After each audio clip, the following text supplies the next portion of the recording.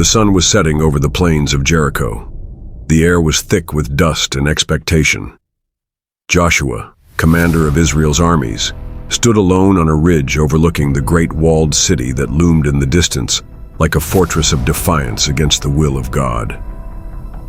Behind him, the camp of Israel stirred, warriors sharpening blades, priests in prayer, families huddled in silent hope. They had crossed the Jordan. They had seen wonders. But now they stood on the edge of battle.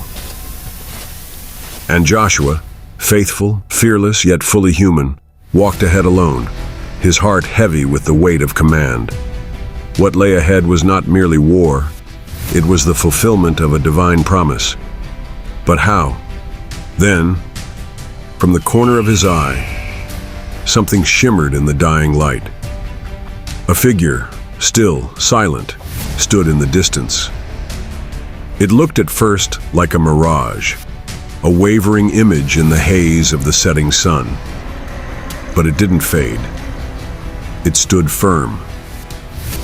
Drawn to the vision, Joshua advanced, sword in hand. Step by step, the outline grew clearer. What had seemed like a man now towered as a warrior beyond any earthly soldier, clothed in radiant armor, gleaming with celestial light, a sword unsheathed and blazing like lightning in his hand. The figure turned, its eyes like molten gold, piercing and eternal. Joshua stopped, his breath caught in awe and uncertainty. "Are you for us or for our adversaries?" Joshua said. "Neither, but as commander of the army of the Lord, I have now come." In that moment, Joshua understood. He was not alone.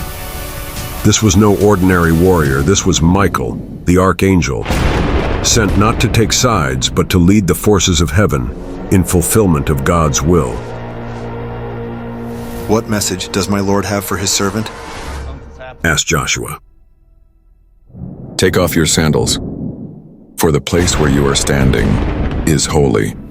The earth itself seemed to pause as if creation held its breath. Joshua, the warrior, now stood barefoot on sacred ground, humbled, consecrated, and forever changed. For the battle ahead would not be his alone. Heaven had arrived. As Joshua stood barefoot on the holy ground, before the majestic figure of the heavenly commander, no more words were needed. The silence between them was sacred, filled with understanding beyond language. Joshua's obedience had opened the gates of divine strategy. Then the Lord spoke to Joshua, not in the thundering voice of war, but with precise divine instruction. "See, I have delivered Jericho into your hands, along with its king and its mighty men of valor. March around the city once with all the armed men. Do this for 6 days. Have 7 priests carry trumpets of ram's horns in front of the ark. On the 7th day, march around the city 7 times, with the priests blowing the trumpets. When you hear them sound a long blast on the trumpets, have all the people give a loud shout. Then the wall of the city will collapse, and the people will go up, every man straight in." Joshua, now filled with clarity and divine courage, returned to the people. He gave no account of the heavenly vision. There was no need. He simply gave orders, and the nation obeyed. Day after day they marched, in silence. No swords drawn, no voices raised. Only the sound of footsteps and the haunting note of the ram's horns. The silence was their weapon. The obedience was their strength. The presence of God, their commander. The 7th day arrived. A stillness hung over Jericho. The people inside the walls had grown restless. Fear tightened like a noose. From the ramparts, they watched the Israelites rise early and begin to move. But today, something was different. 7 times they marched, around the city again and again. Not once, not twice, but 7 full revolutions.